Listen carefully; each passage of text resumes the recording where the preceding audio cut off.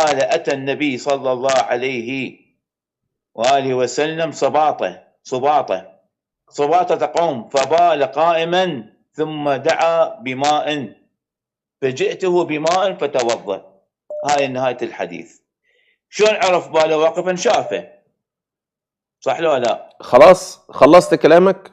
لا مو خلصت. اكمل الزاماتي. اتفضل. حتى اكمل وانا كلها حتى اسمعك.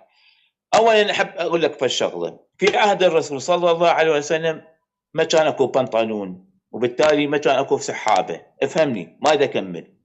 اثنين، ما كان اكو ملابس داخليه. ثالثا، ملابس الرسول صلى الله عليه وسلم كانت جلابيه، يعني يستدعي انه يرفع الجلابيه فيفعل هذا الفعل. وهذا كل هذا الشيء دا اقول لك، ارجو ان يكون عندك تصور ينافي المروءه وينافي.